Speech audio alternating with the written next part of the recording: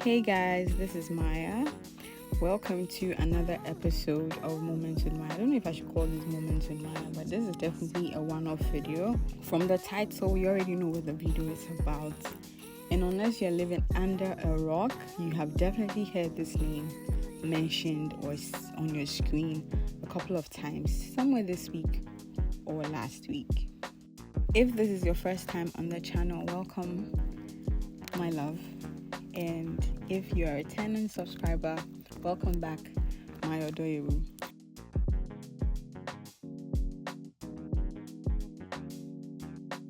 Hi guys, my name is Hilda Baci, a Nigerian woman from Akwa Ibom State.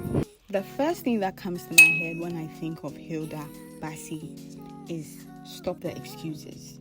It starts with you. There's a saying that the distance between our dreams and reality is action. 5 years ago, I had a dream and I've decided to take steps to make my dream a reality. Imagine all the excuses she could have given herself not to do this. And trust me, all of us would have supported those excuses because we are like, it's risky, it's dangerous, it has health complications. What if you fail in front of people? You'll be a laughing stock. What if you have a heart attack? The what ifs were going to be endless. And we would have all justified each and every one of them because they made sense, because they are not breaking any rules, because it's comfortable. So one thing I've learned from her story is it starts with me. It starts with you as an individual.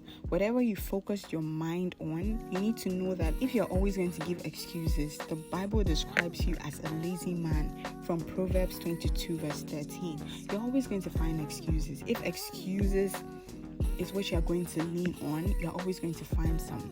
And it's funny because a few weeks ago, I was finding excuses for not posting on YouTube, even though I have created so much content that could literally last me a whole year if I should post one video a week. But I was always finding excuses. I'm not ready. I want to shoot an intro video first. I want to do a comeback video first. I want to do this first. They're just excuses. So go and do what you want to do because it starts with you. The next thing I've learned from her is being surrounded by a good support system. I was watching a video of her mom after the record was broken or after the deal was done, and her mom was just praising God, and her mom was just mentioning a lot of pastors and a lot of people that encouraged them to push, and a lot of people that stood by her through it all. And it was beautiful to watch because then you know that she didn't just get up and say, I want to do this. No. She didn't just get up and say, I feel like breaking this record that was made in 2019 and it's 2023. I want to break it now. No, she had a support system. She surrounded herself with people that were going to support her dream. Hilda, step, please, step. Step, please. Hilda, just say something first. Hilda, say something, please, step.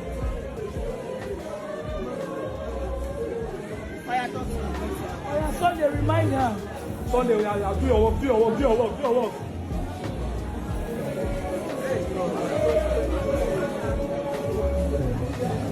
Nice one. Next testimony, this girl is successful. I love it, I love it. Hilly baby. Hey, hey, Hilly hey, baby. Hey. Hilda. Hilda, she had people in charge of media. She had people in charge of her serving of the food she was going to make. She had medical personnel on board. She had an ambulance. She had celebrities. She had friends. She had family. She had people that were going to uplift her spirits. Even at a point she was about to give up, her support system was so strong that everybody there was praying for her. Everybody there was giving her the motivation she needed to go on. And in her final speech, she mentioned that she couldn't have done this without the pillars that she had and she put in place. So having a support system is very important. And we've been told so many times and proven so many times that 2 is better than 1. A rope of 3 cords is always hard to break as compared to 1.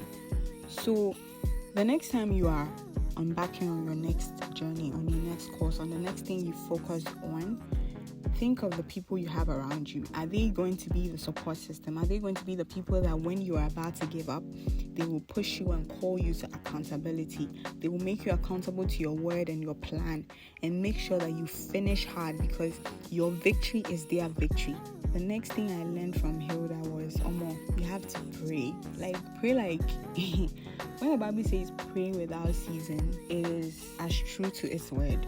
When you listen to her mom's video, I think I will. Oh my God. It has happened. It has happened. It has happened, Pastor Jerry. NSPPD members, it has happened. Pastor declared it shall be large. It shall be big.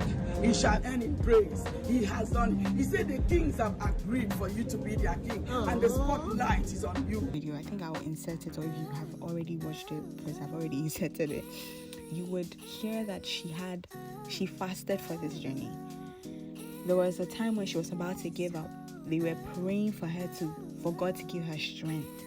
When she was done, she prayed. When she started, she prayed. In the middle of it, when she was sleepwalking, she was praying.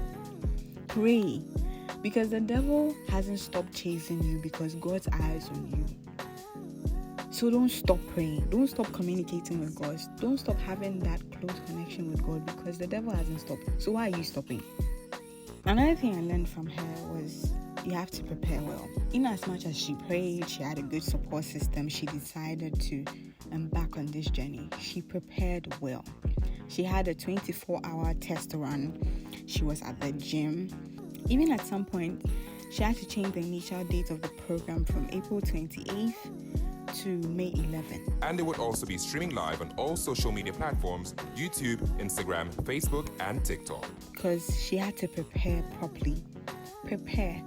You can't go into a room empty-handed. No, you have to prepare for the task that you set before you. And that's why the Bible says we should go to the ants for wisdom, because they prepare during the spring, and when it's winter, because of their preparations, they don't lack food. So let's prepare well. If you're going to go on this journey, whatever it may be, prepare towards it. Don't just be idle and expect it to fall on your lap because you said you're going to do it, because you have a strong support system. Your strong support system is only going to play halfway if you haven't prepared properly. One major thing I learned is what my pastor calls what is in your hand. If you use the story of Moses, for example, when he was going to face the Israelites, God asked him, what is in your hand? And he said, I have a staff, or I have a walking stick, whichever version you're using. And God said, put that stick down. And it turned into a snake. It was because he had something in his hand. When the widow didn't have money to pay her bills, God said, what do you have at home? She said, I just have barrels and a little bit of oil. God said, fill that oil you have in all the barrels, and even borrow some so that you can get some to feed. When Jesus went to the wedding in Galilee and the wine was finished, they had water. So he used that water to perform the miracle. Once you've accepted that you have a maker in heaven, he has put something in your hand. He has put something in your heart. He has put something within you that you have the power to access. So if you don't utilize what you already have in your hand, you cannot get more. What did Hilda have in her hand? She had the power to cook, but she mastered the art that she had. Whatever you have now is probably more than enough for you to go to your next level. Because imagine just cooking at home here and there, to cooking for a large number of people, to being a Guinness World Record breaker. Whether they like it or not, she has broken the record. Everybody saw it. So what is in your hand? Ask yourself, what has God placed in my hand, and how can he use it to make my life better? How can he use it to make the people around me better? Do you have a staff like Moses had? Or you have that little oil like the widow? Or you have just water so that it can be turned to wine? What do you have in your hand? Wherever you are, you have to shine. Whatever corner you are, shine. Wherever city you are, shine. Be that shining star in every place that you are. Mommy always tells me, Mommy, wherever you go, leave a little bit of you. I want to always leave a room and I will be remembered for one good thing. It could be something as little as, if Mommy was here, she would cook for me. If Mommy was here, she would serve me. She would be here for me. Always make sure that whatever room you are in, whatever conversation you are in, whatever association you are part of, you should be remembered for at least one good deed. Romans 12 says it beautifully. It says, don't just be the ordinary. Don't conform to the standards that people have set in certain locations. Don't go to a room and they say, as for us, We don't sweep. We leave it for the cleaners. We don't arrange chairs. We leave that for the cleaners. And then you also conform to that standard because you think you want to be part of them. You are not made to be part of them. You are made to be an original. You are made to stand out. You're made to be the star amongst them all. You're made to be the Joseph of that generation. I obviously don't know it all, so these are the few nuggets and inspirations I had from Hilda Baci's story.